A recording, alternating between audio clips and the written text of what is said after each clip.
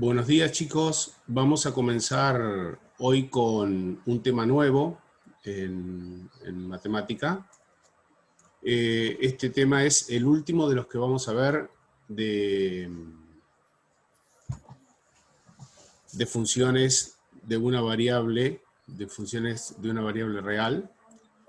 Y como su nombre lo indica en el título de esta teoría, Ahí ingresó Sergio. me pasó lo que me pasó el viernes, o sea, en algún momento me saca Zoom, no sé por qué, y bueno, ahora volvemos. A mí a la tarde me pasó un par de veces, sí. Intentaremos, si vuelve a pasar, tendremos que tener un poquito de paciencia.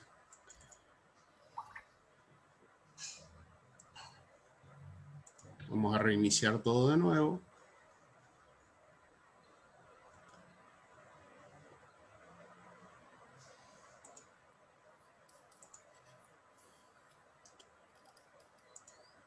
Comenzamos de nuevo entonces. Hoy vamos a comenzar con el último tema de funciones de variable real. No es el último tema de la materia, pero sí funciones de una variable real. Y su nombre es ecuaciones diferenciales, y dentro de este nombre, dentro de este gran nombre, gran capítulo de las matemáticas, nos vamos a dedicar al estudio de las ecuaciones diferenciales ordinarias, cuya sigla se define con el nombre de EDO, ecuaciones diferenciales ordinarias. Más adelante vamos a ver por qué se llaman así, qué particularidad tienen. Vamos a tratar de definirlas, vamos a hablar mucho de las aplicaciones, vamos a clasificarlas y vamos a estudiar algunos ejemplos sencillos. Digo hacer mucho hincapié en las aplicaciones porque muchas veces se estudian las ecuaciones diferenciales, se estudian como una herramienta más en la matemática. Van a ver ustedes cuando empecemos a hacer cálculos que la mecánica de los cálculos no difieren mucho de lo que venimos haciendo hasta ahora, porque en realidad las operaciones que manejamos son constantemente derivaciones e integraciones, y la verdad que resulta una mecánica sencilla, hasta si se quiere un ejercicio atractivo, más atractivo que lo que veníamos realizando hasta ahora. Pero muchas veces nos quedamos en esto, nos quedamos en aprender a resolver las ecuaciones diferenciales y muy poco de lo que es su aplicación. Cuando después ustedes pasan a otras asignaturas y empiezan a ver que aparecen ecuaciones diferenciales, que en algunos casos ni siquiera los profesores que les enseñan las ecuaciones se las mencionan porque algunos hasta desconocen o no se sienten seguros hablando de ecuaciones diferenciales. Incluso en algunos libros de texto no aparece con el nombre de ecuaciones diferenciales, sino que se dice, se llega directamente a la expresión y a partir de acá resolvemos. Es importante reconocerlas, es importante saber dónde están, por supuesto que cómo se resuelven y qué significa resolverlo. Pero nos vamos a dedicar a hacer un paseo bastante grande por lo que es la física fundamentalmente, y luego por algo de la química y por algo de la biología. Como yo siempre les digo, ustedes van a tener en segundo semestre del segundo año, en química física, muchas aplicaciones matemáticas, tanto para la química como para la física. Y van a ver muchas aplicaciones de ecuaciones diferenciales también allí. Recuerden que cuando nosotros empezamos a estudiar lo que es la segunda parte de nuestra materia, lo que es el análisis matemático, la segunda parte de Matemática 1, hablamos de que empezábamos a estudiar las funciones y que luego de las funciones pasábamos al límite, que decíamos que era el corazón del análisis matemático. Y del límite fuimos pasando lo que es derivada, diferencial, integral indefinida, integral definida, y ahora es como que estamos reuniendo todo en este último tema de funciones de una variable que se llama ecuaciones diferenciales. Y como les decía, vamos a ir a pasar de un lado para otro, de un lado hacia otro en un sentido y en otro, de derivar o diferenciar a integrar y viceversa. Y por supuesto que vamos a usar todos los conceptos desde cuando empezamos a definir función, porque no nos vamos a perder de vista de que cuando hablemos de función tenemos que empezar a hablar de dominio y hacer todo el recorrido para llegar a resolver una ecuación diferencial. Yo primero justamente quiero traer a colación algunas cositas que es necesario que recuerden. y las voy a pasar bastante rápidamente, que son primero las formas de expresar una función, que nosotros a una función de una variable real y igual f de x la podemos reconocer básicamente en dos formas, en la forma explícita, que es decir, la y se encuentra despejada a un lado de la igualdad y todo lo que está del otro lado contiene o constantes o funciones de x, contiene todo lo que es x. Y la otra es la forma implícita, que en forma general la vamos a escribir como f de x y igual 0, y aparece como, en este caso, logaritmo natural de y menos seno de x igual 0. Una función implícita muy conocida para ustedes sería, por ejemplo, cuando escribimos la parábola ax cuadrado más bx más c igual y, pero si la ponemos en forma implícita pondríamos ax cuadrado más bx más c menos y igual 0, y de ahí podemos fácilmente despejar y. En esta función que tenemos acá, logaritmo natural de y menos seno de x igual 0, podemos, trabajando un poquito, pero muy poco, despejar la variable y. De hecho, lo vamos a hacer como para que ustedes vean que acá lo podemos realizar sin ningún tipo de problema. Si logaritmo natural de y menos seno de x es igual a 0, nosotros podemos escribir que el logaritmo natural, vamos a buscar acá, ahí está,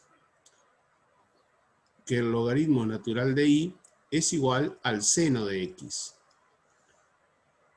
Y luego podemos despejar y haciendo ¿qué cosa? Ya empiezan a trabajar desde ahora, ¿eh? ¿Cómo hago para, si tengo logaritmo natural de y igual seno de x, despejar y en esa expresión?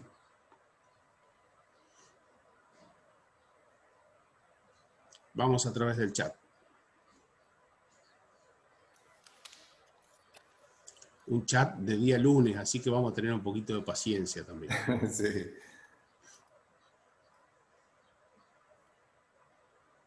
¿Se entiende la pregunta, chicos, no? Ahí está, creo que hay respuesta ya. Aplicando definición de logaritmos, es la Aplicando sugerencia que definición de daba Bruno y logaritmo, es lo que sí, dice si estás perfecto. construyendo. A ver con la sugerencia de los chicos, a ver cómo despejamos y, Gurice. Miren que esto es muy importante porque ahora cuando trabajemos ecuaciones diferenciales se nos va a dar muchas veces que tenemos que realizar estos cálculos, ¿eh?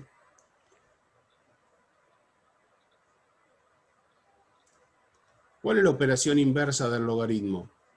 Y del logaritmo natural en este caso, ¿no? Acuérdense que la base es el número e. Sí, Constanza Caselli dice E.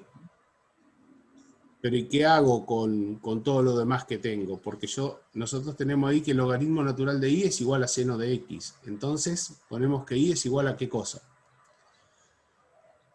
Se eleva, dice Dice Nahuel. Nahuel. Sí, está bien, porque entiendo lo que dijo Constanza, a dónde quiso llegar, y escribimos entonces que y es igual a e elevado a la seno de x. Y de esa forma nosotros pasamos una ecuación, o una función, mejor dicho, de la forma implícita, en donde y no se encuentra despejada, a la forma explícita, donde y se encuentra despejada. Muchas veces vamos a tener que hacer este trabajo en lo que son las resoluciones de ecuaciones diferenciales, así que está bueno no olvidarse de estas cosas y ejercitarlas. Pero las funciones implícitas no siempre se van a poder despejar.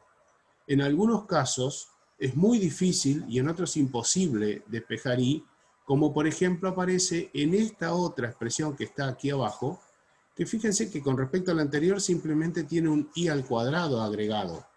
Pero ese y al cuadrado que está sumado a la expresión anterior hace que no podamos despejar y en este caso la función directamente se la deja en forma implícita. Esto no quiere decir que nosotros no podamos hallar el dominio, que no podamos graficarla, para nada. Nosotros vamos a poder hacer una gráfica de esta función sin ningún tipo de problema. Vamos a poder representarla en el plano XY. Lo que no vamos a poder es expresarla en forma explícita.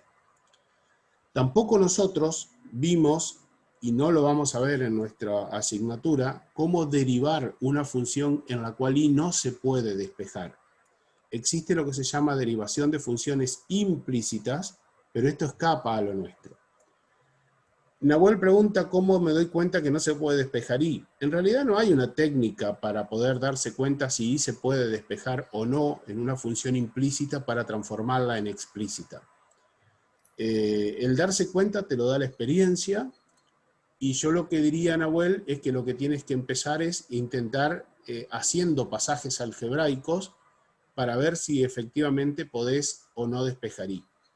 En principio te diría que cuando hay una mezcla de funciones polinómicas con logarítmicas, como tenés acá, mirá, y al cuadrado sumado al logaritmo natural de y, esto ya te va a dar una pauta de que es bastante imposible de realizar. Lo mismo si tuvieras una mezcla de una función trigonométrica con una función polinómica o con una función logarítmica, en donde, por ejemplo, podríamos tener, por ejemplo, vamos a suponer y al cuadrado menos el coseno de y más el seno de x igual e a la x. Acá ya cuando tenemos una mezcla de funciones polinómicas y funciones trigonométricas, o como decía antes, funciones polinómicas y funciones logarítmicas, es muy difícil. Cuando tenemos una mezcla de funciones logarítmicas y funciones o exponenciales y funciones trigonométricas, también es muy difícil de despejar. Generalmente no se puede. Pero todo esto te lo da la práctica simplemente. Te lo da el hacer, el observar, el resolver. Y a veces uno mira una ecuación y puede llegar a decir, no, la verdad que no sé si se puede despejar, y tenés que ponerte a hacer algunos cálculos y te das cuenta si podés o no. Pero como una idea principal, me gustaría que te quedes con esto de que si estamos haciendo una suma, por ejemplo, o resta de funciones logarítmicas con trigonométricas, o logarítmicas con polinómicas, o polinómicas con trigonométricas, ahí en ese caso es muy difícil que podamos despejar. No sé, Tochi, si o Karina, Fabián, si quieren agregar alguna No, y cosa. fíjense, si se van a algo tan simple, ¿no es cierto?, como era la ecuación cuadrática. Ax cuadrado más bx más c igual 0. Y fíjense que no era posible despejar la x de una ecuación tan simple como esa. Llevémoslo y si después lo quieren trasladar a que las x fuesen las y. Ven que cuando tenemos, en este caso, la función con distintos exponentes, como en el caso de, ¿por qué no despejábamos la x cuando teníamos la ecuación cuadrática? Y se nos hacía imposible despejar la x cuando esa ecuación cuadrática estaba completa. Y por eso se acuerdan que aplicábamos la resolvente. Bueno, con las funciones implícitas pasa más o menos lo mismo, ¿está? No es sencillo despejar la x cuando tengo x con distintos exponentes, o como vos decías, Sergio, cuando nuestra función está afectada, ¿no es cierto? La función y está afectada por otro tipo de funciones, como las trascendentes, estas que vos decías. Pero bueno, te lo da la experiencia, como decías vos también. Pero, claro, por supuesto, pero está bueno también que sepan que a veces nosotros vamos a poder llegar a una expresión explícita de una función y otras nos vamos a tener que conformar con tener una función implícita. Digo esto porque cuando veamos ahora la resolución de lo que son las ecuaciones diferenciales, vamos a tener que encontrar como expresión final una función. Y a veces no la vamos a tener como la primera, ¿no? Como la función explícita donde la i está despejada. Y nos vamos a tener que conformar con dejarla expresada en forma implícita. Pero bueno, eso lo veremos más adelante, simplemente era como para recordar algunas cosas que son importantes para lo que vamos a ir viendo ahora, a continuación. Otra cosa importante para tener en cuenta tiene que ver con las derivadas y con las notaciones de las derivadas. Habíamos visto que no hay una única forma de denotar la derivada de una función, vimos 5 o 6 por lo menos. Fíjense que teníamos las notaciones de Newton, que son las que nosotros más usamos, f' de x o y'. La notación de Leibniz, en donde hablamos de la derivada de y respecto de x, o, más general, la derivada de una función respecto de x. Recuerden también que estamos en matemática, y cuando estamos en matemática consideramos que nuestra variable independiente es x, nuestra variable dependiente es y. Digo esto porque en breve vamos a comenzar a ver aplicaciones, y en esas aplicaciones la variable independiente generalmente no la vamos a llamar X, a la variable dependiente tampoco la vamos a llamar Y, sino que le vamos a poner nombres relacionados con el contexto del problema en el cual vamos a estar trabajando. Y también hay otras notaciones, como la derivada respecto de X de una función f de X, o con la D mayúscula también estamos indicando la expresión de la derivada de una función. Estas son algunas de las notaciones que nosotros vimos. Y después también estudiamos notaciones, las mismas anteriores, pero cuando no queremos analizar, obtener la derivada, o sea, obtener la función derivada, sino que lo que queremos calcular es el valor de la derivada de una función en un punto x sub 0 determinado.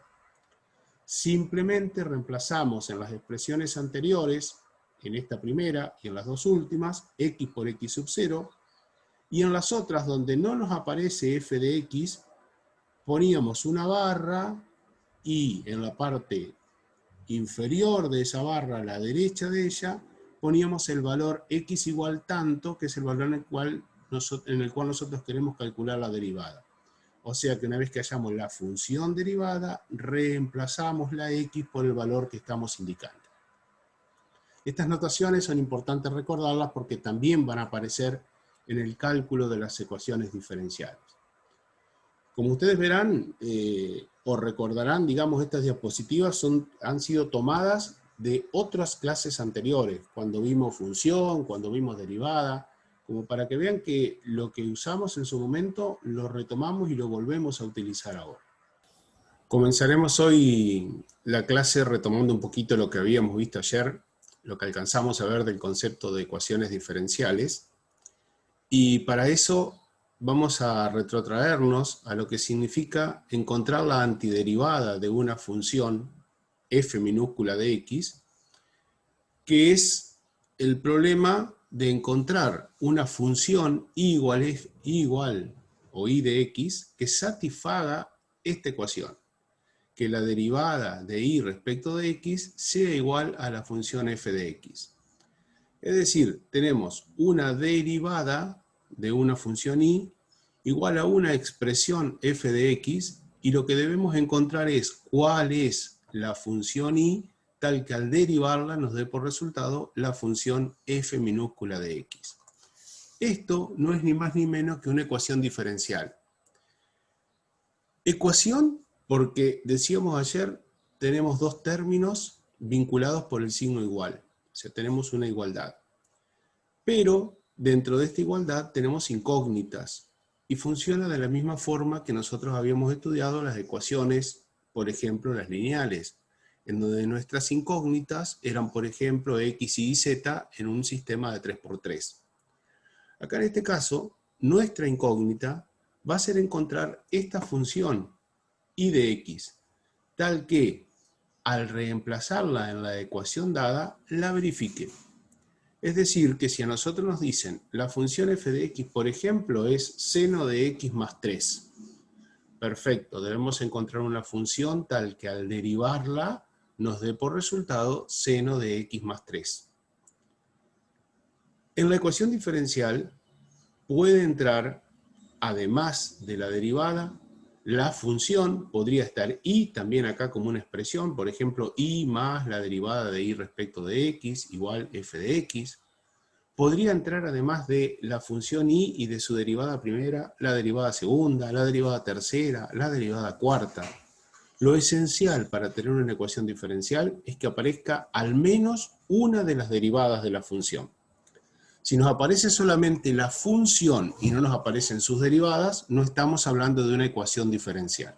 Entonces, característica importante para reconocer que se trata de que una igualdad represente una ecuación diferencial es que aparezca en esa expresión la derivada de una función. Puede ser la primera, puede ser la segunda, o puede ser una derivada de cualquier orden. Y como decíamos recién, hallar la solución de esta ecuación es poder encontrar una función, ahora no va a ser un valor real de una variable, sino que va a ser una función de la variable independiente que estamos estudiando. En este caso, como está expresada nuestra ecuación, es x la variable independiente, y esa función será la solución de la ecuación. O sea que, como decíamos al principio, al reemplazarla en esta ecuación diferencial, vamos a encontrar que la verifica. O sea que se mantiene una igualdad. Ayer habíamos llegado a ver este ejemplo, en el cual planteábamos que nuestra función f de x, fíjense que esta expresión es exactamente igual a la que tenemos arriba, con la particularidad de que en este caso estamos diciendo qué es f de x. Esta f de x que tenemos en esta expresión, en nuestro ejemplo, dijimos que vale 3x². Pero también podría haber sido seno de x. O también podría haber sido logaritmo natural de x. Es una ecuación diferencial muy sencilla. Nosotros vamos a resolver o intentar resolver esta expresión. Ayer yo les había preguntado y ustedes habían llegado a responder a través del chat cuál debería ser la función y tal que cuando nosotros la derivemos encontremos como resultado 3x². Y ustedes habían respondido, a ver si ahora pueden volver a hacerlo, recordando en el chat lo que habían respondido ayer. O por lo menos pensándolo de vuelta, ¿no? ¿Qué función al derivarla nos da 3x²? Aquí Dolores está respondiendo, también Aaron, Aitana, están respondiendo muy bien que es x³ más c. ¿Qué es lo que hicieron ustedes acá? Y ustedes mentalmente resolvieron la integral. Dijeron, bueno, y va a ser la integral de 3x² diferencial x. Porque al resolver esta integral nos queda efectivamente 3 por x³ sobre 3. Lo voy a escribir completo. 3 por x³ sobre 3 más la constante de integración c. Y simplificando el 3 con el 3, efectivamente, como lo escribieron en el chat, les queda entonces que la solución que nosotros estamos buscando es la función y igual x³ más c. Esa función que estamos encontrando, que es la antiderivada o integral indefinida, es la solución de nuestra ecuación. ¿Por qué? Porque si nosotros ahora a esta función la derivamos, vamos a encontrar, si nosotros la derivamos, vamos a encontrar que su expresión verifica la anterior. Fíjense, al derivarla obtenemos 3x². Y entonces lo que estamos diciendo es que nuestra ecuación se verifica. ¿Qué significa que nuestra ecuación se verifica? Que si a este valor que acabamos de hallar nosotros, de la función y igual 3x², lo reemplazamos en la función original, nos queda del primer lado de la igualdad lo que acabamos de encontrar, 3x². Del segundo lado lo que teníamos, 3x². Es decir, que llegamos a tener una igualdad. De la misma forma que nosotros trabajábamos con los sistemas de ecuaciones. Cuando reemplazábamos los valores de las incógnitas en las ecuaciones, teníamos que obtener igualdades. ¿Queda claro esto? Es una introducción muy sencilla para tratar de entender de qué se trata una ecuación diferencial. Profe, sí, una por pregunta favor. de alumno, ¿puede ser? Ajá. Sí, por Dígame, supuesto. entonces, ¿una ecuación diferencial entonces tiene infinitas soluciones? A ver qué le parece a los chicos. Ajá. Ahí Tochi pregunta si una ecuación diferencial tiene una solución o tiene infinitas soluciones.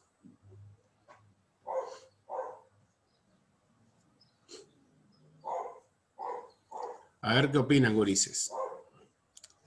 Si quieren nos centramos primero en esta, ¿no? Claro, en el ejemplo en todo caso Nos por ahora. centramos en este ejemplo, porque quizás no estemos en condiciones todavía de pensar en generalizar. Ahí están respondiendo que tienen infinitas soluciones. A ver, si nosotros teníamos la ecuación diferencial, que es diferencial y sobre diferencial x igual a 3x², y encontramos como solución y igual a x³ más c, en donde c es cualquier valor real, entonces podemos decir que efectivamente esta ecuación diferencial al menos tiene infinitas soluciones.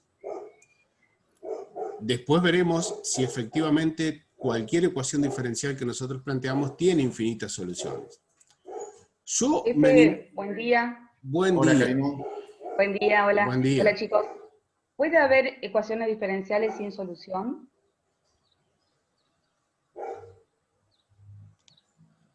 Porque estamos planteando como que tiene una o tiene infinitas, pero podría llegar el caso, estar un caso en que no tuviéramos solución para una ED.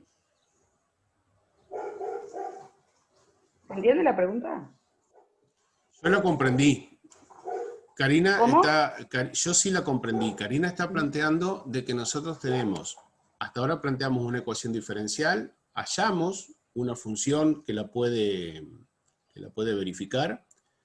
Dijimos que esa solución, como podemos tener infinitos valores de C, son infinitas funciones, infinitas soluciones, y lo que pregunta Karina es si puede haber alguna ecuación diferencial que no tenga solución.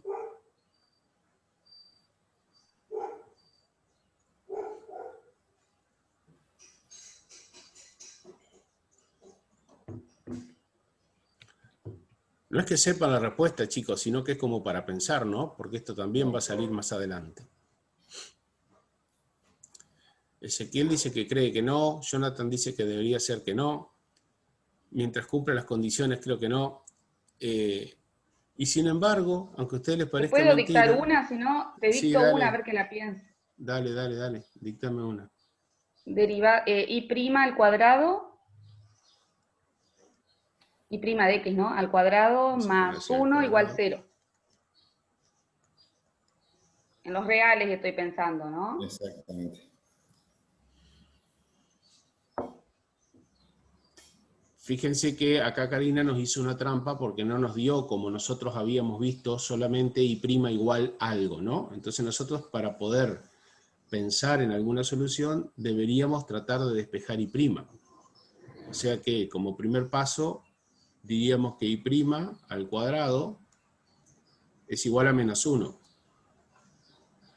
Y como segundo paso, plantearíamos nuestra ecuación con la derivada despejada, de acuerdo a la forma que hemos visto hasta ahora, ¿no? Como la raíz cuadrada de menos 1. Eso es lo que planteó Karina. ¿Existe una función tal que al derivarla nos dé como resultado raíz cuadrada de menos 1? Y estamos hablando dentro de los reales. Estamos hablando, sí. Exacto. Entonces ahí, como dice Dolores, efectivamente no existe una función y tal que su derivada valga raíz cuadrada de menos 1. No existe.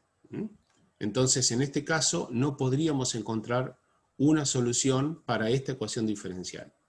Entonces, de la misma forma que nosotros estudiamos cualquier otra ecuación, vamos a decir que una ecuación diferencial puede tener solución como puede no tenerla. Y si tiene solución, no sé si puede tener una única solución y no sé si siempre va a tener infinitas soluciones. Eso lo vamos a ver a medida que vayamos avanzando. Pero el concepto importante es que no siempre vamos a tener soluciones de una ecuación diferencial. La verdad que en la mayoría de los casos nosotros vamos a poder encontrar soluciones, y en los ejercicios que ustedes van a ver que planteamos y en las aplicaciones y demás, vamos a estar trabajando con ecuaciones diferenciales que presentan solución. Pero también tienen que tener en claro que puede darse esta situación que les acaba de plantear Karina, ¿no? Porque generalmente uno dice, hallar la solución de la ecuación diferencial, y generalmente uno va a un libro donde están estos problemas y aparecen siempre soluciones. Y por ahí queda en el olvido de que una ecuación diferencial puede no tener solución. ¿Estamos ahí? ¿Karina? ¿Tochi? Ah, Sí, perfecto. jefe, sí, Bueno, sí, correcto. Lo que Doctor dijiste era Alejandro. lo que... Sí, sí, sí. bien, perfecto. Bueno, yo les decía también ayer que las ecuaciones diferenciales, por ahí, yo creo que son lo más lindo que tenemos en la matemática para trabajar, porque estamos reuniendo todos los conceptos que nosotros estudiamos desde que empezamos a ver una función. Porque vamos a estar hablando de ecuaciones diferenciales y vamos a estar hablando de dominio de una función, de continuidad de una función, del concepto de límite que está implícito en el concepto de derivada de una función. Y fíjense que al plantear ecuaciones diferenciales estamos hablando con funciones y derivadas, e ir de un lado a otro significa no solo que derivamos, sino que también integramos. Entonces, en lo que es ecuaciones diferenciales, vamos a estar justamente integrando todos los temas que vimos hasta ahora en análisis matemático. Desde que empezamos en Matemática 1 con funciones, hasta que dejamos hace poquito integrales definidas.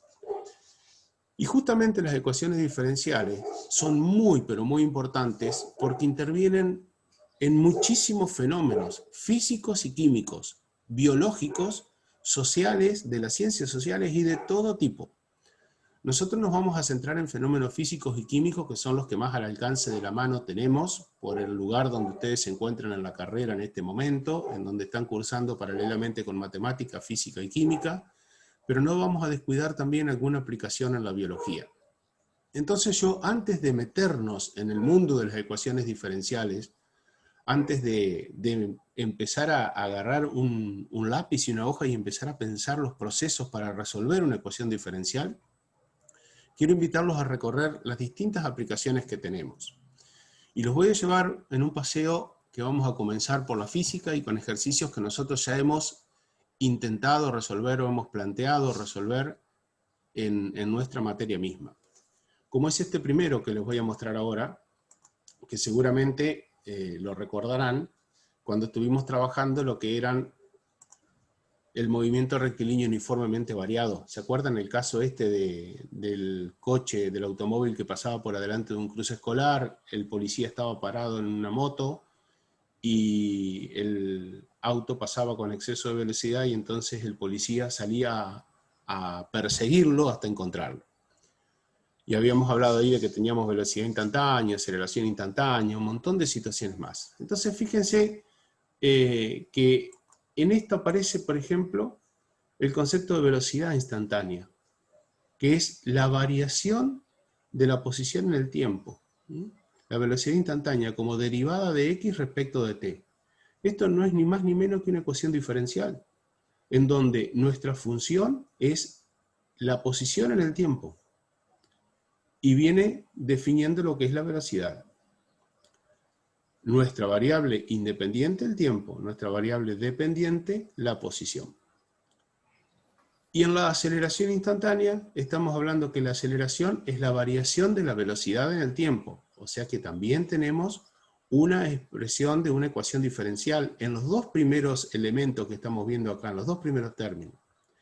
Pero como ya sabemos que la velocidad es la derivada de la posición respecto del tiempo, la derivada del desplazamiento respecto del tiempo, al derivar la velocidad respecto del tiempo estamos hallando la derivada segunda del desplazamiento respecto del tiempo. Y entonces podemos plantear a la aceleración como la derivada segunda del desplazamiento respecto del tiempo dos veces.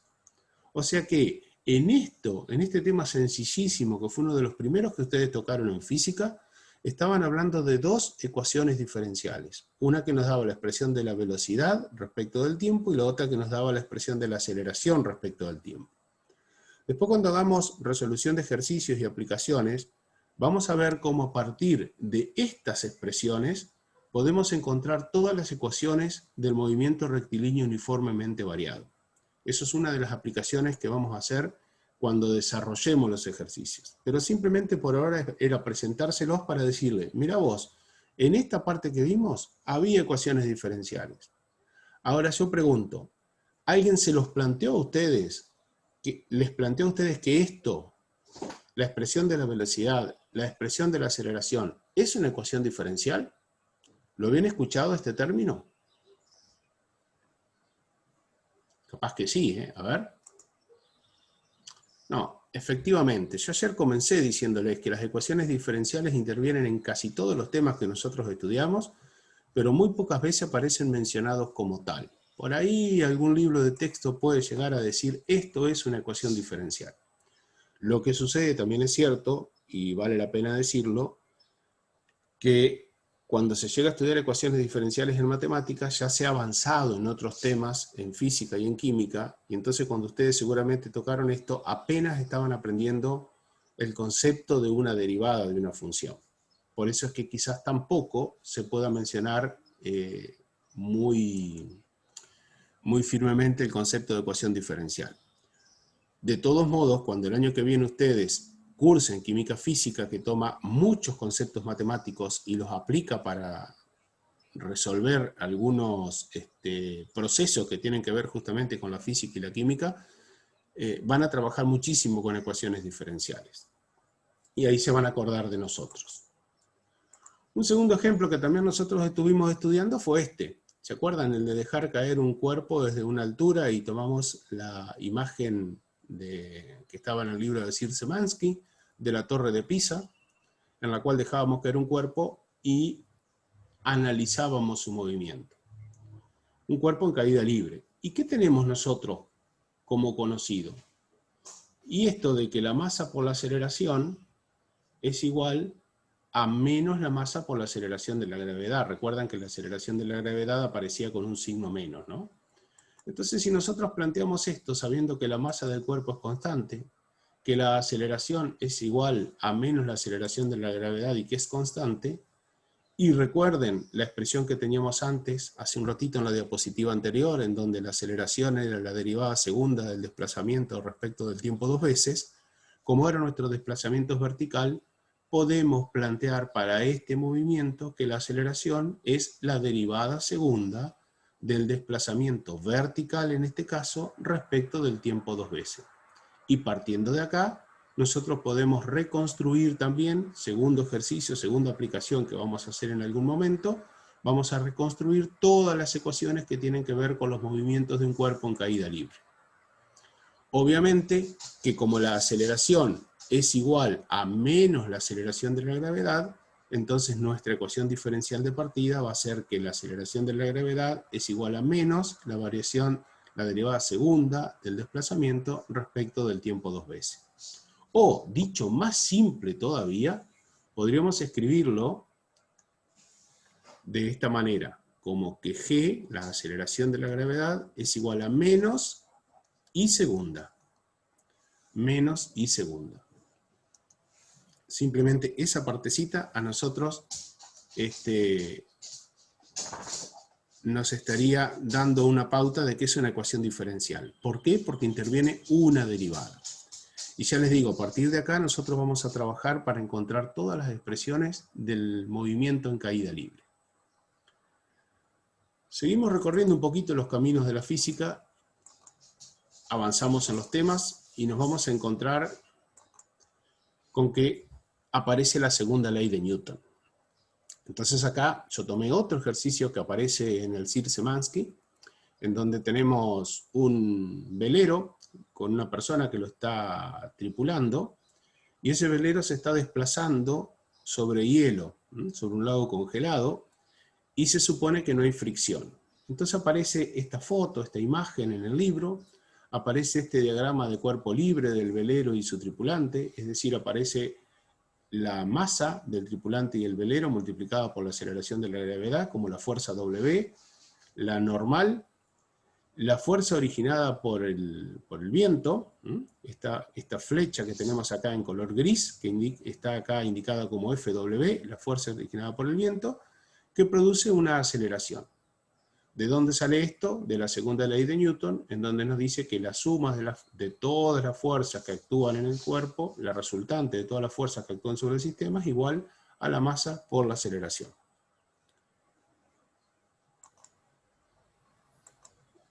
En esta expresión, la masa es constante y la fuerza es una magnitud, en realidad una función, que depende en este caso de dos variables. Depende de la posición en que se encuentre el cuerpo y depende del tiempo que haya transcurrido. Y al depender de la posición y del tiempo, también va a depender de la variación de esa posición o la variación de ese desplazamiento en el tiempo. Y vamos a poder nuevamente escribir entonces que la aceleración es igual a la derivada segunda del desplazamiento respecto del tiempo dos veces.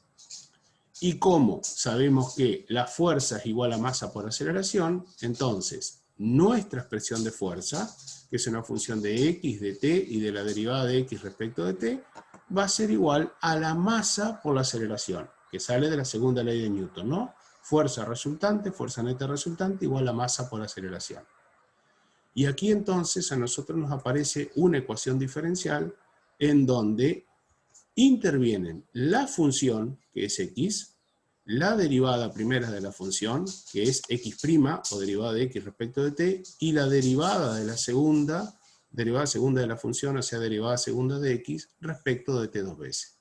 Y a partir de esto se pueden sacar todas las expresiones con las cuales podemos resolver nuestro problema.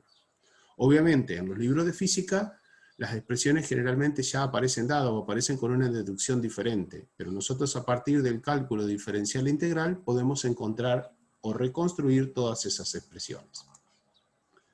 Si seguimos avanzando un poquito más en los temas de física, nos encontramos ahora llegando al movimiento armónico simple, es decir, al caso de un resorte del cual pende un cuerpo, y ese cuerpo que tiene una masa, se le suministra una fuerza para que estire el resorte, y debido a la constante de recuperación del resorte, este cuerpo primero baja por la fuerza, luego sube como consecuencia de la constante de recuperación del resorte, y empieza a oscilar en lo que describimos nosotros como movimiento armónico simple. ¿Qué es lo que intervienen en esta situación, en este modelo del resorte con el cuerpo de masa m?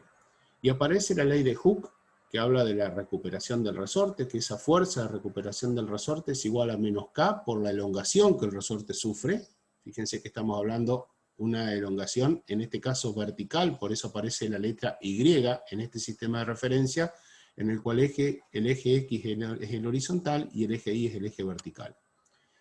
Y aparece también en juego la segunda ley de Newton, donde fuerza es igual a masa por aceleración. ¿Qué es lo que planteamos nosotros acá? Bien, tenemos la masa del resorte, que es constante, tenemos la aceleración, que despejándola de la segunda ley de Newton nos queda fuerza sobre masa, y como la fuerza, de acuerdo a la ley de Hooke, es menos k por i, nos queda entonces que la aceleración es igual a menos k por i sobre m. Pero también sabemos que la aceleración es la derivada segunda del desplazamiento respecto del tiempo dos veces. Entonces, igualando esas dos expresiones, encontramos que menos k por i sobre m es igual a la derivada segunda de i respecto del tiempo dos veces. Y tenemos acá una ecuación diferencial en la cual interviene la función i y la derivada segunda de i respecto de t dos veces. Otra vez, en este tema, movimiento armónico simple, nos vuelve a aparecer una ecuación diferencial. Chicos, yo voy a seguir dando ejemplos, pero si ustedes quieren hacer alguna consulta, alguna pregunta, con todo gusto la respondemos sobre las aplicaciones que estamos dando. Lo que no vamos a hacer ahora es resolver ninguna de estas ecuaciones, porque simplemente estamos haciendo un paseo sobre las distintas aplicaciones, o alguna de las aplicaciones que podemos encontrar de las ecuaciones diferenciales en los temas que ustedes están estudiando en otras asignaturas. También vale decirlo, estamos analizando las cuestiones más simples, ¿no? Movimiento armónico simple de un resorte, pero después podemos complicar un poquito más, porque después de esto vienen los movimientos amortiguados, es decir, vienen ecuaciones diferenciales que se complican mucho más y que agregan más términos para poder resolver problemas más complejos. Pero dentro del movimiento armónico simple también aparece el caso del péndulo simple. Al péndulo ustedes lo han de haber estudiado mucho porque es uno de los caballitos de batalla que siempre se trabaja en mecánica, en física, ¿no? Aparece acá también en juego la ley de Hooke y aparece la ley de Newton. Simplemente en el péndulo yo traje estas aclaraciones para decir que cuando nosotros estamos analizando una pequeña apertura de nuestro péndulo desde la posición vertical hacia una posición que forma un ángulo θ, cuando ese ángulo θ es suficientemente pequeño frente, o relativamente pequeño frente a la longitud del hilo, podemos decir que este arquito que está en celeste, se transforma prácticamente en una línea recta que es perpendicular a la cuerda que sostiene en este caso el cuerpo M, que está simbolizado por este vector T, perpendicular a esta línea. Como ven, este vectorcito MG seno de θ, perpendicular a este T. Este arco se confunde con una línea recta, y entonces podemos decir que X es igual a L por el seno de θ. pero además, si tomamos una apertura del ángulo lo suficientemente pequeña, muy cercana a cero, el valor del seno de tita se hace prácticamente igual al valor tita, y entonces se puede hacer esta simplificación.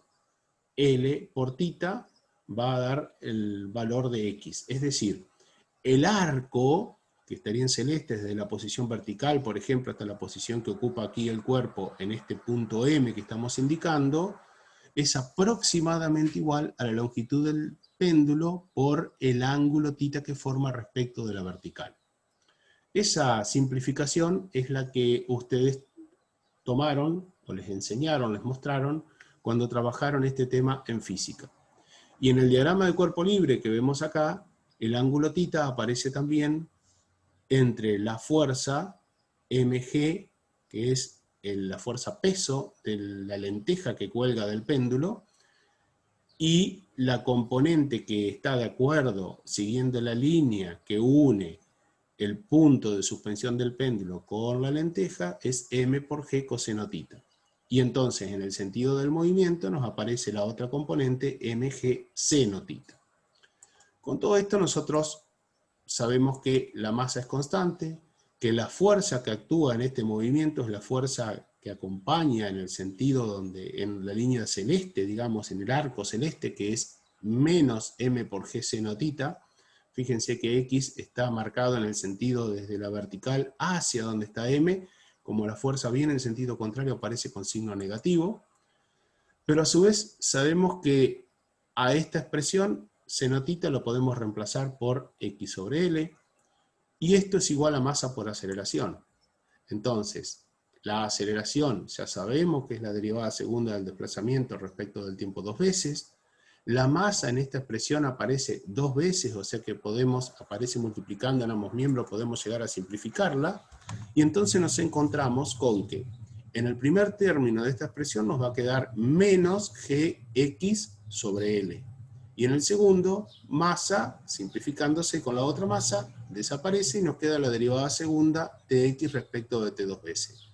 O sea que otra vez encontramos para este movimiento armónico simple una ecuación diferencial en donde interviene la función, que es el desplazamiento de nuestra lenteja, el cuerpo que suspende del péndulo, y la derivada segunda de ese desplazamiento. Ya vamos a salir en un ratito de lo que es física, pero vamos a ver también un caso un poquito más complejo, que es cuando nuestras oscilaciones son amortiguadas. O sea, ya no tenemos un movimiento libre de fricción, sino que empieza a aparecer la fricción. Ustedes saben que cualquier péndulo real, por ejemplo, en el caso de una campana en un campanario, la campana empieza a oscilar, pero llega un momento que esta campana se detiene. Y se detiene porque empiezan a aparecer fuerzas de fricción, que están representadas aquí en esta segunda expresión, ¿no? Menos B por B sub X. Esta es la forma en que expresamos, por ejemplo, una fuerza de fricción, en donde B está relacionado con el coeficiente de fricción, justamente. Y las dos fuerzas que actúan son la ley de Hooke, la debida a la ley de Hooke, y la fuerza debida a la fricción. Y sabemos que la suma de todas estas fuerzas que actúan es igual a la masa por la aceleración debido a la ley de Newton. Entonces, en nuestras expresiones aparece la velocidad, que es la variación del desplazamiento respecto del tiempo, la fuerza, que es la suma de estas dos expresiones, y que en esa fuerza reemplazamos la velocidad por la variación del desplazamiento respecto del tiempo, y además, por la segunda ley de Newton, sabemos que la fuerza es igual a masa por aceleración. Y como nuestra aceleración es la derivada segunda del desplazamiento respecto del tiempo dos veces, entonces ahora nos queda una ecuación diferencial que, como les decía hoy, a medida que empezamos a incorporar cuestiones más reales a nuestro modelo, las ecuaciones diferenciales empiezan a complicarse un poquitito más, empiezan a tener más términos. Recuerdan, hace un ratito vimos que en el movimiento armónico simple aparecía una ecuación diferencial con la función y la derivada segunda de la función. Pues bien, cuando estamos considerando ya una fuerza de amortiguamiento, como por ejemplo una fuerza de fricción, además de la función y de la derivada segunda de la función respecto del tiempo dos veces, aparece un nuevo término que es la derivada primera de la función. Este tipo de ecuaciones diferenciales son más complejas de resolver que las anteriores, pero son las que necesitamos cuando empezamos a incorporarle a nuestros modelos cuestiones de la realidad. Porque si no, piensen ustedes, ¿es real que un péndulo cualquiera, o una campana como está en la foto, en la imagen en este caso, oscila sin frenarse nunca, oscila eternamente? No, termina deteniéndose como consecuencia de la fricción. Entonces debemos incorporar este término en nuestra ecuación diferencial, aunque nuestra ecuación diferencial sea más compleja. Obviamente que la solución que vamos a encontrar, o sea, la función x igual f de t, que va a satisfacer esta expresión, es más compleja, tiene más términos, tiene más coeficientes que la que habíamos estudiado cuando el movimiento armónico simple. Pero de acá salen también las expresiones de los movimientos armónicos amortiguados u oscilaciones amortiguadas. Ahora nos pasamos a la hidrostática, en donde también podemos ver cómo en la presión que se genera en el interior de un fluido aparece una ecuación diferencial. Esto también está tomado del libro Circe-Mankey, donde seguramente ustedes recordarán qué es lo que aparece acá. Aparece un pequeño volumen de fluido que tiene una superficie A y un espesor, una altura diferencial I. Entonces el volumen es A por diferencial I. Saben ustedes que existe una presión superior y una presión inferior. Hay una presión sobre la superficie que es P más diferencial P, y hay una presión inferior que es P, y está el peso del elemento del fluido que es diferencial W. Ustedes todas estas cuestiones la conocen y seguramente este diagrama de cuerpo libre lo estudiaron, y llegaron también a estudiar esta expresión en donde tenemos que P por A menos, o sea, P por A, que es la fuerza que actúa por debajo, menos, que está en sentido contrario, P más diferencial P por A, menos el peso del cuerpo, el diferencial W, el diferencial de peso de este volumen que estamos considerando del fluido, es igual a 0. Entonces, en esa expresión debemos tener en cuenta algunas cosas para poder reemplazar. Primero, que el diferencial de peso va a ser el diferencial de volumen, que es área por diferencial I, multiplicado por el peso específico, ρ por g. Ρ por la aceleración de la gravedad, por el volumen, nos da el peso del cuerpo, el diferencial del peso del cuerpo. Si acá nosotros hacemos las simplificaciones correspondientes, y acá hay una pequeña salvedad que hacer, simplemente para que ustedes lo vean, que esta A que aparece en esta expresión es el área A mayúscula. Entonces cuando nosotros hacemos distributivas, se van a simplificar, a cancelar P por A con menos P por A, nos va a quedar la expresión menos A por diferencial P igual a ρ por G por A por diferencial I, y de esta expresión podemos encontrar entonces esta ecuación diferencial, diferencial P sobre diferencial I, que es igual a menos ρ por G. En el caso de la presión interna en un fluido, en el interior de un fluido, encontramos una expresión que es una ecuación diferencial en donde nos dice que la variación de la presión respecto de la altura, porque I en este caso no es desplazamiento sino que es altura, es igual a menos ρ por G, en donde ρ es el peso específico del líquido y G la aceleración de la gravedad. O sea que nos aparece una expresión muy sencilla en este caso, en donde aparece simplemente la derivada primera. Esta es la ecuación inicial para cuando empezamos a trabajar en hidrostática. De acá en adelante, por supuesto, todo esto empieza a complicarse y empiezan a generar otras expresiones nuevas.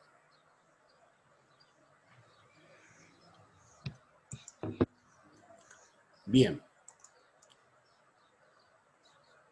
Tenemos aquí ahora otra expresión más de hidrostática, y en este caso ya estamos hablando, perdón, de hidrodinámica, porque estamos hablando de un fluido en movimiento, en donde tenemos una tubería cualquiera de sección variable, en la cual aparece un fluido que va desde una posición 1 a una posición 2. Y sabemos que se da la ley de conservación de la masa, es decir, que la masa que pasa por la posición 1 es igual a la masa que pasa por la posición 2, siempre y cuando no haya alguna fuga de masa entre los puntos 1 y 2, o haya un ingreso de masa desde el exterior entre esos puntos. Se supone que la cañería es cerrada y que la masa no puede entrar ni salir de esa cañería entre los puntos 1 y 2. En este caso tenemos las expresiones de diferencial de volumen, diferencial de masa, ustedes ya estudiaron en física.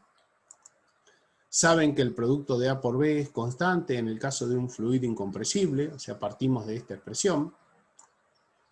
Aquí tenemos la expresión del diferencial de masa en la posición 1 y el diferencial de masa en la posición 2, simplemente reemplazando la expresión de diferencial de masa por las características de la sección en el punto 1 y de la velocidad en el punto 1, lo mismo en el punto 2. Simplificando se encuentra la ecuación de continuidad, esta que decíamos que A por B es constante en el caso de un fluido incompresible.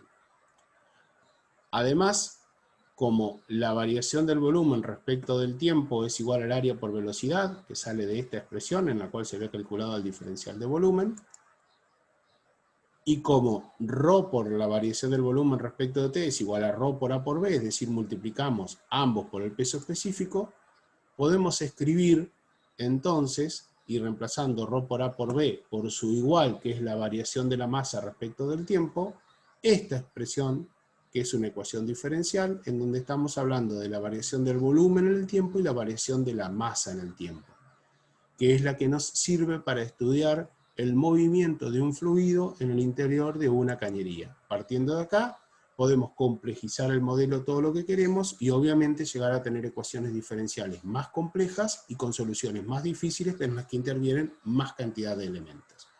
Pero siempre partimos de lo mismo, ¿no? Modelos sencillos, modelos elementales que resolvemos, estudiamos y vamos incorporando nuevas variables a esos modelos. Llegamos ahora sí a otro tema que creo que ustedes están viendo en este momento, que tiene que ser la ecuación de la onda. No sé si ya lo vieron a esto en física o están en este momento viéndolo. A ver que me están respondiendo en el chat, si me ayudan. No, dice que no lo han dado todavía. No lo han dado todavía. Bueno, está bien, entonces va... Están en óptica todavía. Bien, perfecto. Va a venir interesante esto entonces. La ecuación de la onda siempre es algo que a nosotros nos entusiasma mucho como profesores de matemática porque, como ustedes verán en esas gráficas que aparecen acá, son funciones sinusoidales, senos o cosenos, ¿no? Entonces, nos permite trabajar mucho con las funciones trigonométricas y sus aplicaciones. Cuando uno habla de una onda, por ejemplo, estamos en el caso de que tenemos una cuerda atada a uno de sus extremos, acá no vemos el extremo fijo, y hacemos un movimiento oscilante, simplemente vertical hacia arriba y hacia abajo. Nosotros ya lo hemos experimentado todos a esto de que la cuerda empieza a hacer como la forma de una viborita, con crestas y valles. Esto se debe a que hay dos desplazamientos en esta cuerda. Uno que podemos hablar nosotros de cómo la partícula, un punto fijo de una cuerda, cuando nosotros hacemos este movimiento horizontal y vertical, se produce según estas flechas rojas, es decir, asciende y desciende. Entonces nosotros podemos estar representando aquí la posición de una partícula determinada.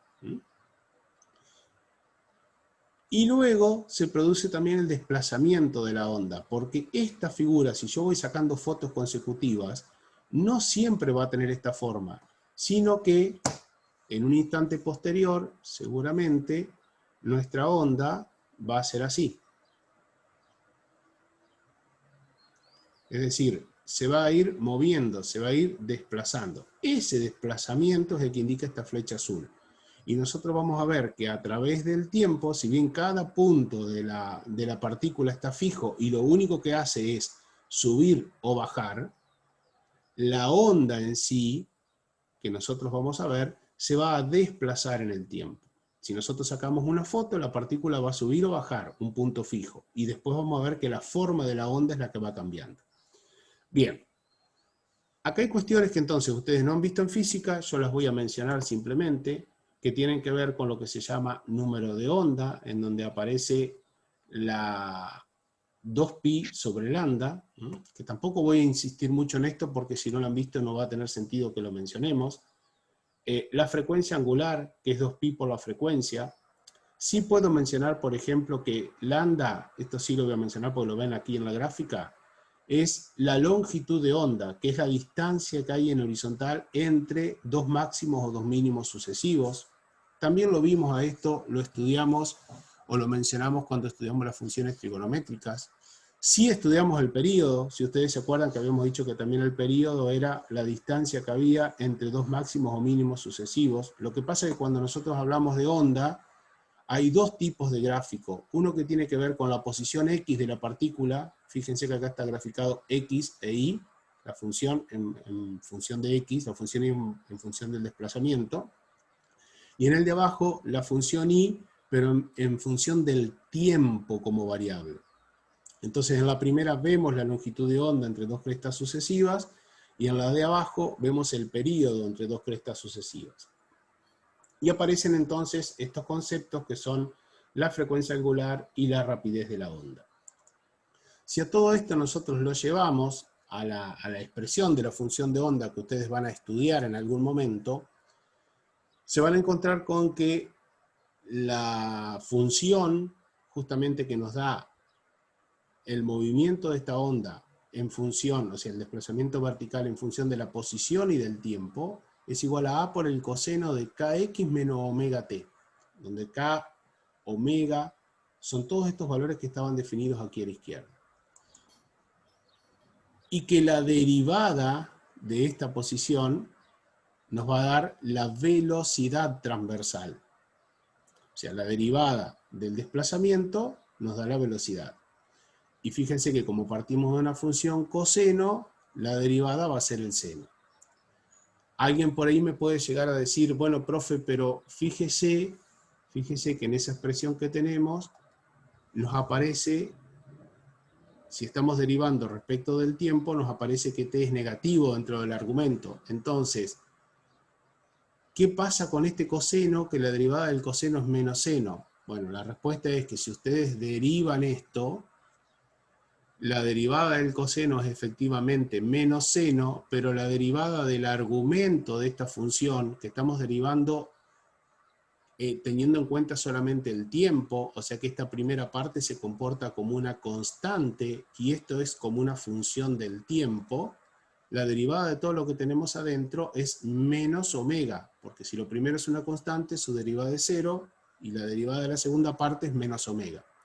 Ese menos omega que debería aparecer acá, aparece como positivo porque la derivada del coseno es el menos seno. Por eso la velocidad transversal de la onda aparece esta expresión positiva, omega por A por el seno de kx menos omega t. Insisto, esto lo van a ver bien en física cuando aparezca la expresión de la onda, ¿no? Pero estamos analizando lo que es justamente unas ecuaciones diferenciales. Y si volvemos a derivar la velocidad, velocidad transversal, velocidad en el sentido del eje Y, en el eje vertical, derivamos esta expresión respecto del tiempo nuevamente, nos aparece que es menos omega cuadrado por A por el coseno de kx menos omega t. O sea, aparecen funciones trigonométricas, pero aparecen también derivadas primeras y derivadas segundas. Y por último, si se deriva, en vez del tiempo, tomamos como variable el desplazamiento de la onda, es decir, que tomamos como variable esta x, cómo se desplaza la onda a través de la cuerda, no en el tiempo, sino en el desplazamiento en x, vamos a tener lo que se llama la curvatura de la cuerda.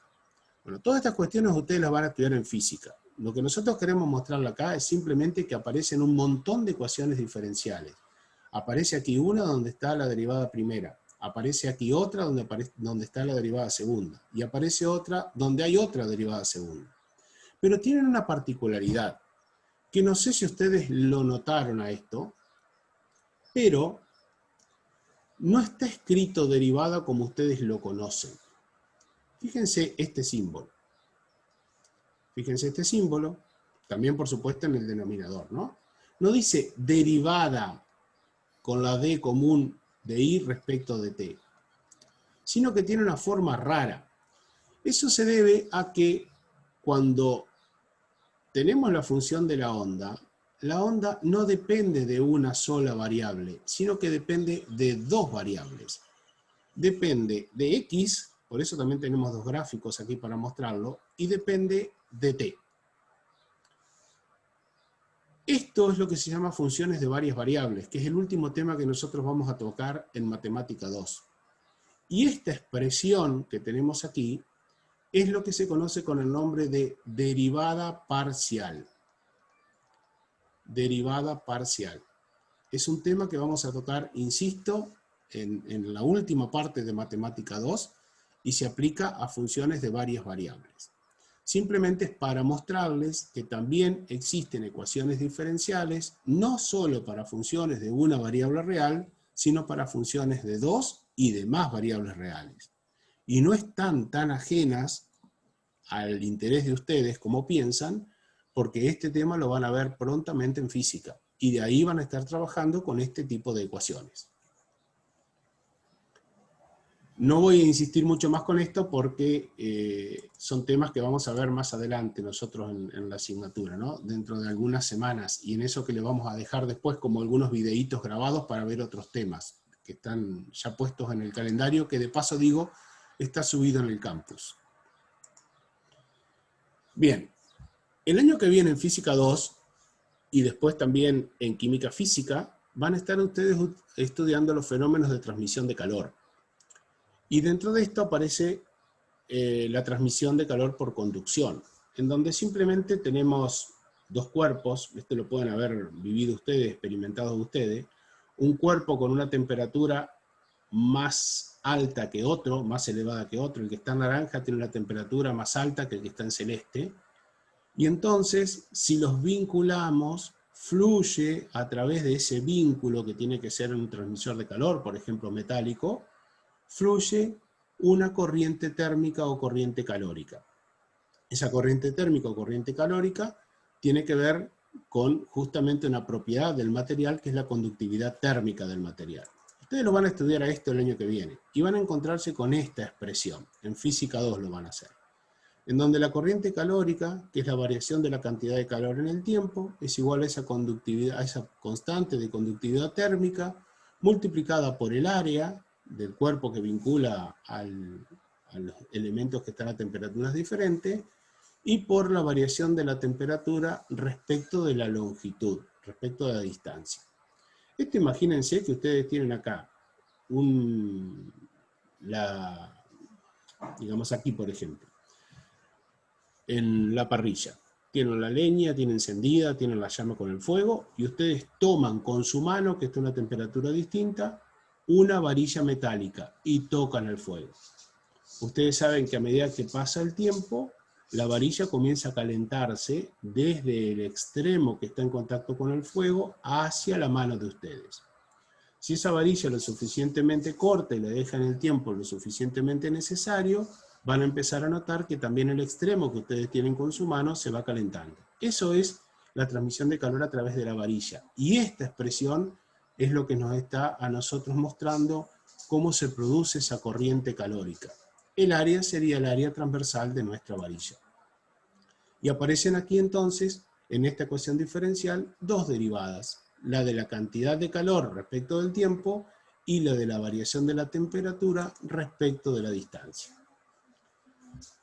Junto con esto también está la ley de enfriamiento de Newton.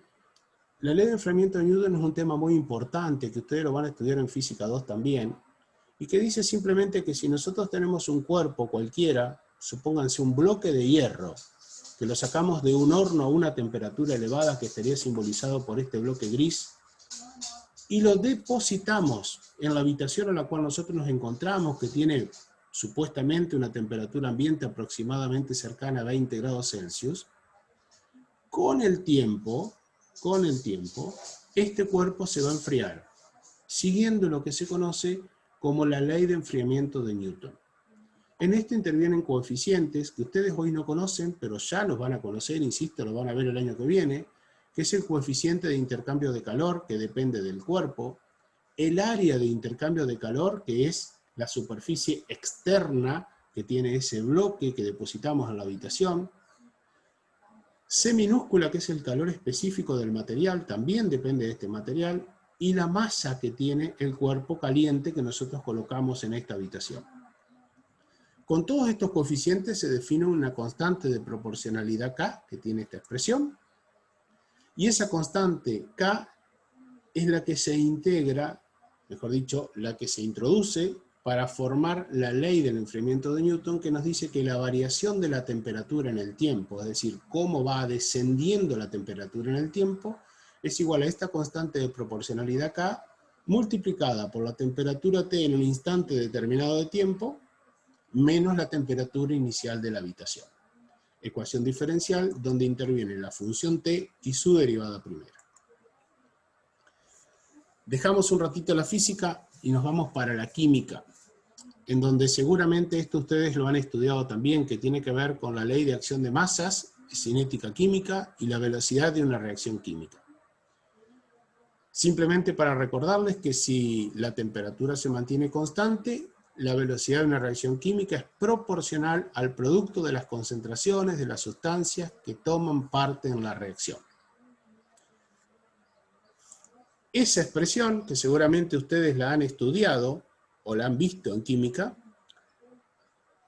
es justamente una ecuación diferencial, en donde nos aparece como función la concentración de una sustancia y la derivada de la función, es decir, la variación de la concentración de esa sustancia en el tiempo.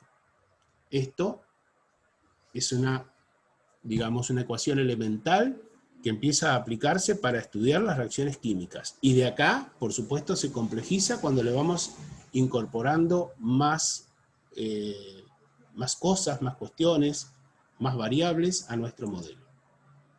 También esto es tema de estudio de lo que va a ser química física, y para quienes tengan después operaciones unitarias van a seguir trabajando con todo esto. Y más aún con esto, con los problemas de mezclas. Problemas de mezclas que se van a dar en varias de las carreras que ustedes tienen, sin duda en bromatología, también en bioquímica y también en farmacia.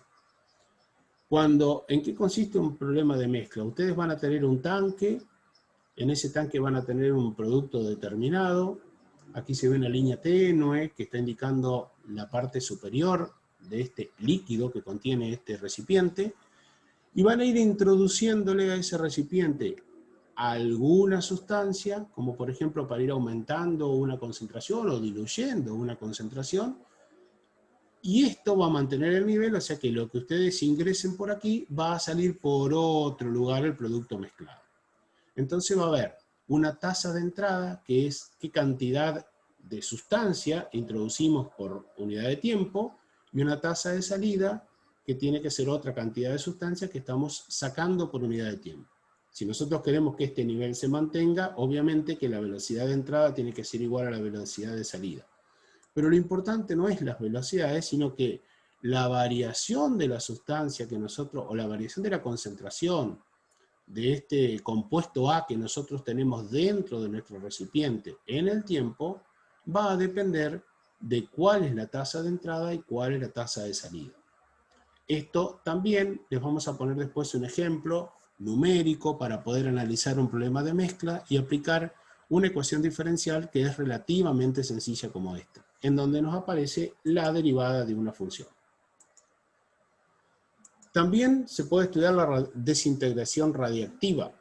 Los elementos radiactivos, como por ejemplo el uranio, ustedes saben que a lo largo del tiempo se van desintegrando y se puede analizar cuál es el tiempo de desintegración total. Esto simplemente tiene una expresión, que lo vamos a escribir de esta manera: diferencial de A sobre diferencial T igual a menos K por A, en donde A es la cantidad de uranio que nosotros tenemos, por ejemplo, y a medida que pasa el tiempo va disminuyendo la cantidad, se va desintegrando, por eso es que aparece aquí un signo menos. Una aplicación bastante común que aparece en los libros, justamente la aplicación a la desintegración radiactiva. Y la última de las aplicaciones que vamos a ver nosotros es la que está relacionada con la microbiología, que es el crecimiento de una población de bacterias, en la cual la expresión que gobierna a este problema es que la cantidad de bacterias en el tiempo es igual a una constante de proporcionalidad multiplicada por la cantidad de bacterias que inicialmente nosotros tenemos, o la cantidad de bacterias que vamos teniendo en un momento determinado. O sea que aparece una función y aparece la derivada de una función, otra vez en una expresión de una ecuación diferencial. Espero no haberlo aburrido mucho con todo esto, pero a mí siempre me parece interesante que antes de poder estudiar algo, poder contarles para qué lo vamos a hacer, por qué lo tenemos que hacer. Y fíjense que recorrimos disciplinas como la física, la química, terminamos en la biología, y en todas ellas apareció lo que es la ecuación diferencial. Y como les decía al principio, también podríamos ir a las ciencias sociales y vamos a encontrar que también así aparecen en algunas expresiones la necesidad de trabajar con ecuaciones diferenciales. Pero no es lo que a nosotros nos interesa porque está lejos de nuestro objeto de estudio. Entonces, sabiendo la importancia que tienen, sabiendo que las ecuaciones diferenciales están metidas en todas las disciplinas que nosotros estudiamos, están metidas en todas las asignaturas que ustedes van a estar estudiando a lo largo de la carrera, sabiendo además que relacionan todo lo que hemos visto en análisis matemático, ¿cómo no darle importancia, cómo no aprenderlas, cómo no estudiarlas? Entonces ahora justamente nos vamos a ir a trabajar en las ecuaciones diferenciales. Yo tenía preparado otro ejemplo más, pero este lo vamos a dejar para no aburrirlos, que es el de un circuito eléctrico. Este lo van a ver en Física 2 también. Así que simplemente van a saber que aparece una ecuación diferencial en donde aparece la función y aparece la derivada de una función. Pero para no aburrirlos más, vamos a ir directamente a recordar una vez más y hacer definiciones de a poquito cada vez más formales de lo que es una ecuación diferencial. Decíamos que una ecuación diferencial involucra derivadas. Es una ecuación en la cual aparecen derivadas de una función desconocida. Esa función puede ser de una variable o puede ser de más de una variable, como vimos en algunos de unos ejemplos. Y también sabíamos que las derivadas pueden estar solamente la derivada primera, solamente la derivada segunda, pueden estar la derivada primera y la derivada segunda, puede aparecer o no la función, pero lo importante y esencial que en una ecuación diferencial aparezcan las derivadas, cualesquiera de ellas. Y estas derivadas, y depende del tipo de funciones que estemos analizando nosotros, son las que nos clasifican las ecuaciones diferenciales en dos grandes grupos. Por un lado vamos a tener las ecuaciones diferenciales ordinarias, que las vamos a conocer con la sigla EDO, ecuación diferencial ordinaria. Esto es cuando la función desconocida depende solo de una variable. O sea, son ecuaciones diferenciales ordinarias, aquellas en las cuales interviene la función de una variable real. Y las derivadas son derivadas ordinarias, son esas que nosotros ya sabemos resolver y que ponemos con la letra D común, no con esa D inclinadita que veíamos hace un rato. Las ecuaciones diferenciales ordinarias son las que nosotros vamos a estudiar y vamos a aprender a resolver. No todas, vamos a aprender a resolver las primeras, los primeros tipos, pero no nos vamos a mover de este tema. No obstante eso, es importante saber que también existen las ecuaciones diferenciales parciales. Algunos autores le ponen la sigla EDP, otros directamente no le ponen sigla. Y en este caso se diferencian de las anteriores porque la función desconocida, la función incógnita, la función que tenemos que encontrar, depende de más de una variable, de forma tal de que sus derivadas son parciales. La diferencia, insisto, es que nosotros vamos a encontrarlo escrito de distinta manera. Por ejemplo, si nosotros tenemos en el primer caso que nuestra función incógnita es una función y igual a f de x, nuestra derivada va a aparecer como la derivada de y respecto de x, escrita con la d común que nosotros conocemos.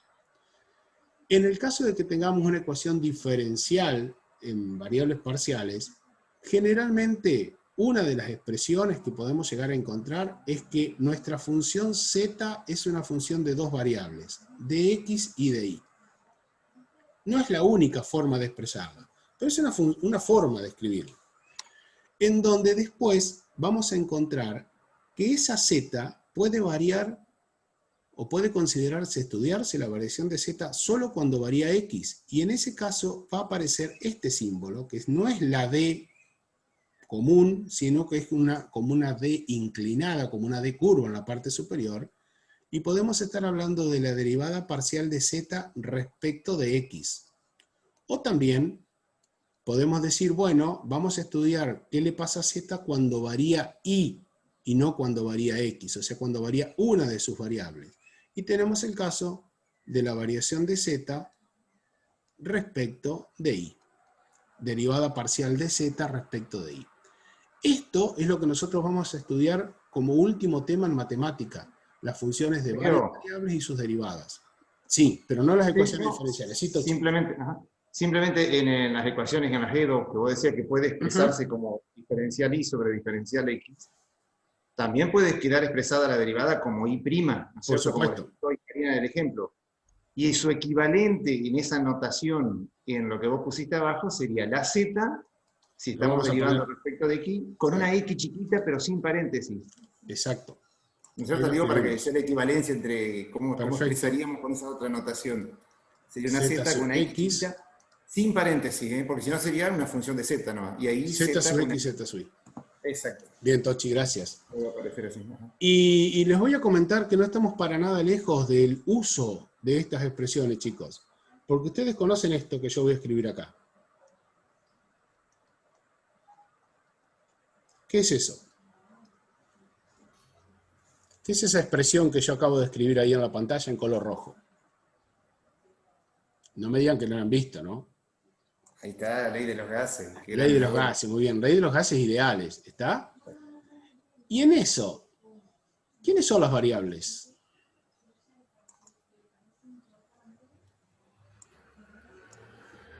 ¿Cuáles son las variables en esa expresión? Temperatura, presión y volumen. Muy bien, bien, Nahuel. Es decir, que yo podría pensar en escribir que el volumen es una función de la presión y de la temperatura, por ejemplo. Y ustedes han visto cómo varía el volumen a presión constante, cómo varía el volumen a temperatura constante. Y lo que estamos haciendo es justamente esto, es hablar de funciones que son de más de una variable, y estamos diciendo cómo se comporta el volumen cuando varía P, o cómo se comporta el volumen cuando varía T solamente. O sea, estamos hablando de la derivada parcial del volumen respecto de la presión, o de la derivada parcial del volumen respecto de la temperatura. Es muy importante, sobre todo para muchas aplicaciones químicas, incluso en las reacciones químicas, el estudio de las derivadas segundas.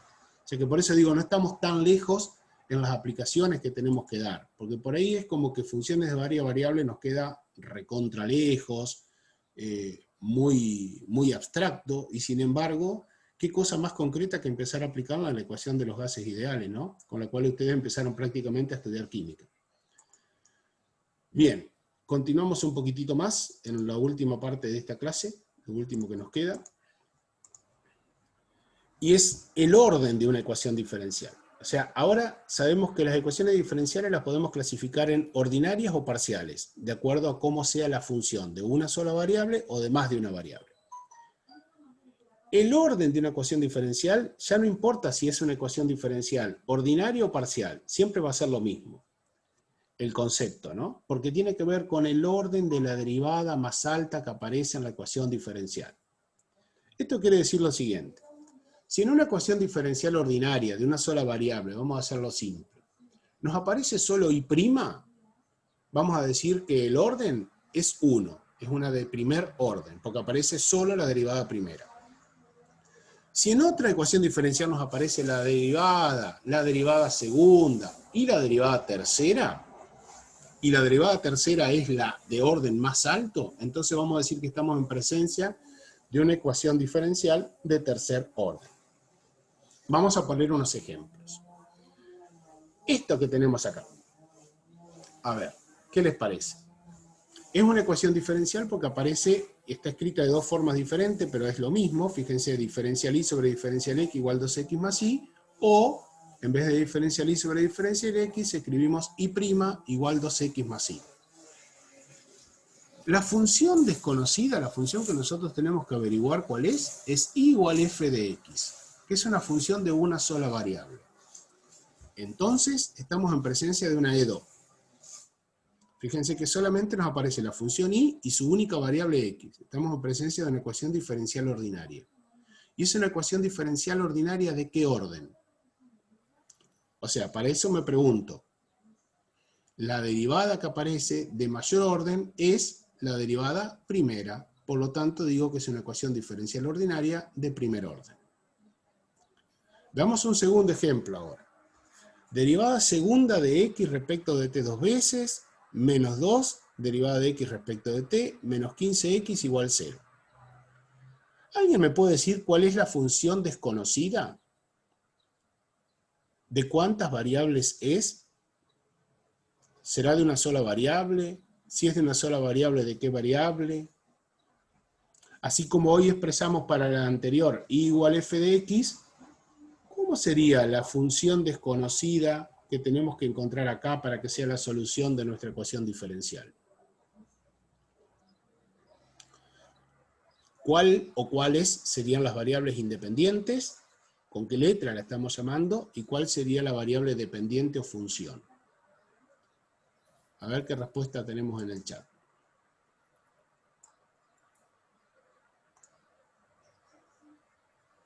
Miren que lo único que hice fue cambiarle letras, ¿eh?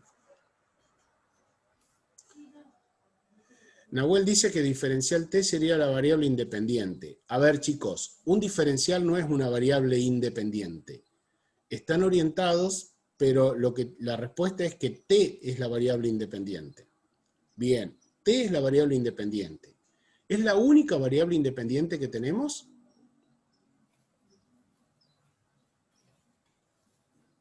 Sí, perfecto. ¿Y cómo se llama la función?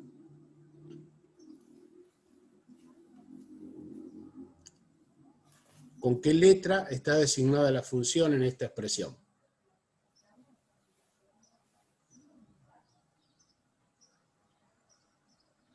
Vamos que no es tan difícil la pregunta.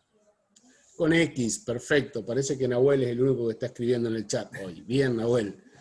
Bien. O sea que nuestra función desconocida en este caso es una función X igual f de t. Función de una sola variable. Por lo tanto, estamos en presencia de una ecuación diferencial ordinaria. Esto es re importante, chicos, de poder identificar esto, ¿no? ¿Y saben qué me da además la pauta de que es una ecuación diferencial ordinaria?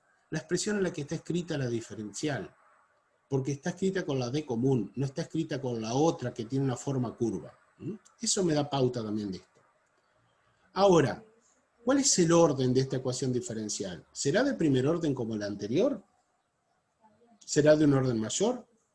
Jonathan dice que es de segundo orden, Nahuel también, y coincido porque fíjense que en esta expresión no aparece solo la derivada primera, sino que también aparece la derivada segunda, y es el orden de la mayor derivada que aparece. Aparece una derivada segunda, por lo tanto decimos que tenemos una ecuación diferencial ordinaria de segundo orden. Perfecto. Veamos otro ejemplo más para reconocer. Simplemente estamos haciendo reconocimiento. Mañana vamos a empezar con cálculos, ¿eh? Fíjense esta expresión. Yo ya me adelanté, me anticipé, lamentablemente se me fue el mouse, pero quería preguntarles acá cuál es la función y cuáles son las variables independientes, o las variables independientes.